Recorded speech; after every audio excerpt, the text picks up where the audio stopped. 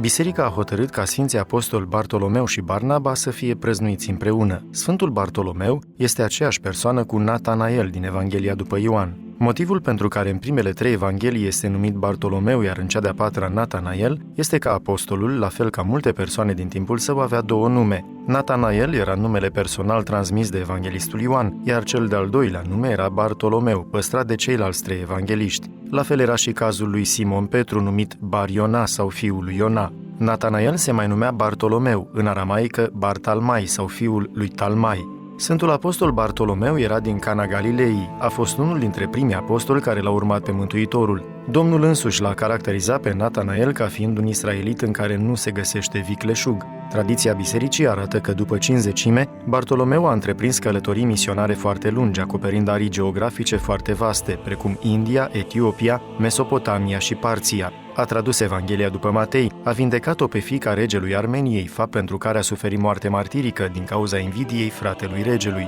Creștinii au îngropat trupul, dar din cauza numeroaselor minuni care se săvârșeau lângă sfintele sale moaște, păgânii au aruncat sicriul în mare. Sicriul a ajuns în insula Lipara, unde episcopul Agaton, care îl cunoscuse într-o vedenie în somn, l-a înmormântat într-o biserică. Ulterior, moaștele apostolului au fost transferate la Roma. Sfântul Barnaba, bărbat bun și plin de Duh Sfânt și de credință, cum îl descrie autorul cărții Faptele Apostolilor, s-a născut în insula Cipru, într-o familie evreiască din seminția lui Levi. Numele primit la naștere a fost Iosif, însă apostolii l-au numit Barnaba, care se tâlcuiește fiul consolării, al mângâierii. Clement Alexandrinul și Eusebiu de Cezarea numără pe Sfântul Barnaba între cei 72 de ucenici ai Mântuitorului.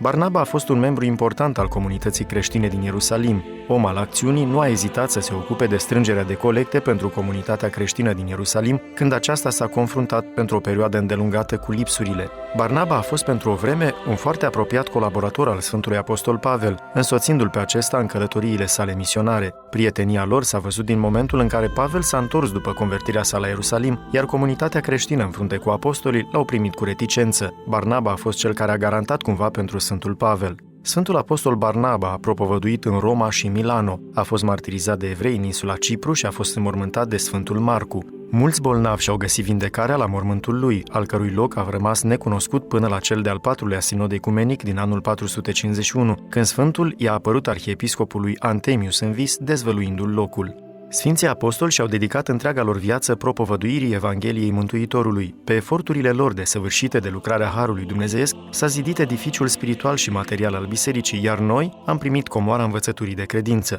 Toți creștinii sunt chemați să devină într-un fel apostoli ai Domnului, să păstreze, să lucreze și să transmită mai departe Evanghelia prin cuvânt și faptă.